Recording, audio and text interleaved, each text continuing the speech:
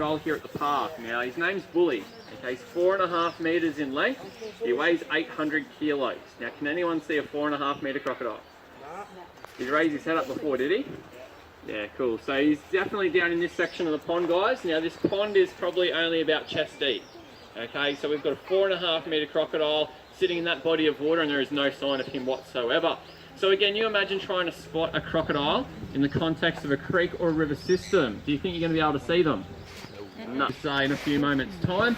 And again, the species that we're going to spend the majority of the show checking out and looking at is what's referred to as the saltwater crocodile. Now that name, again, very misleading because it's not an accurate representation of where they're found. Yes, they have the ability to live in salt water, but these guys really like fresh water. Okay, now for the reason that there's a lot more food on offer in and around freshwater bodies, so things like water birds, you've got heaps of animals coming down to keep hydrated and drink, so things like kangaroos and wallabies.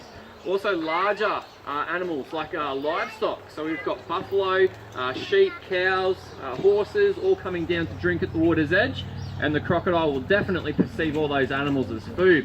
Introduced pest species, feral pigs, the Asian water buffalo, okay, they're all going to be perceived as food. So again, we will talk on safety a little bit later on in our next enclosure, and that's important to touch on because this species will perceive people as food, okay, if we're complacent and we position ourselves either in the water or too close to the water's edge. So again, croc safety, very important. Now right now, guys, Bully's doing a very typical thing. Okay, he's not wanting to reveal himself, he's wanting to hide away and try and sneak up on me. In a few moments he will break the surface, he's just moving in a bit closer now, and again right now he knows exactly where I am.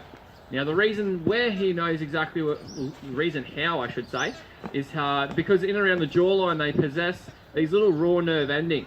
They're effectively a little jelly-filled paw which contains that nerve ending which is sensitive to vibration. So again, as I splash the water here, as I kick against this stone, as I move around the enclosure, all those vibrations channel down into the water, and crocodiles are able to pick up those vibrations in much the same way fish do with their lateral line.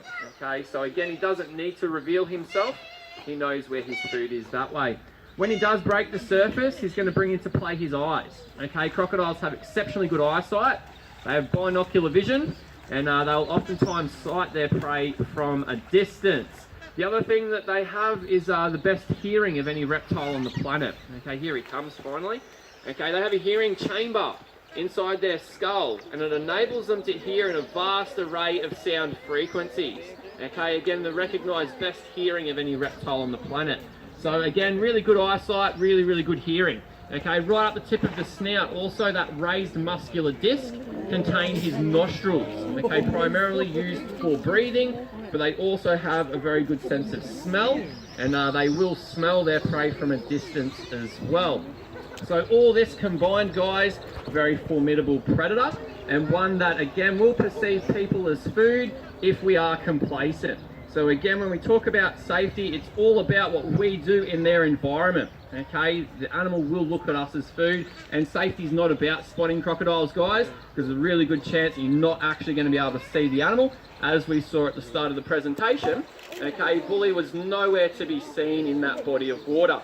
Now what we're going to do today is we're going to get Bully up onto the land, hopefully, so that we can actually see him in all his glory. He's done this a couple of times for us, however it has been a bit more of an overcast and a cooler day, so we'll see if we can entice him up for you guys to have a look at. As I mentioned, he's our largest crocodile here at the park. He is 4.5 meters in length, and he weighs about 800 kilos. So he's a very big animal, okay, and he's also a locally caught and removed crocodile. So he was removed from the Mona boat landing, which is only about an hour's drive to the north of Townsville. Okay, just past Ingham, you'll actually turn towards the coastline, and if you go through Mona, which is a little boat landing, that's where Bully was removed from. Now hopefully he's going to allow me to get that chicken back. I don't think so today. Oh no, he wasn't meant to do that, folks, okay? But what we will talk about is what he's going to do now. Okay, so he's felt that resistance.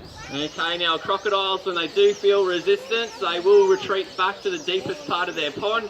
Right now he's effectively drowning the chicken before he raises his head up there to swallow that bit of food. So there's a really good chance, unfortunately, he's not coming onto land now. Okay, we were using that bigger bit of food there to really entice him up, and that amount of food is probably more than enough to see him for a week or two this time of year. Okay, so he doesn't need to eat regularly whatsoever. But again, he was a locally caught and removed crocodile from the Mona boat landing. In 2012, he was removed because he was listed as a crocodile of concern. Not because he was, attacking people, but more for the reason that he was sighted multiple times.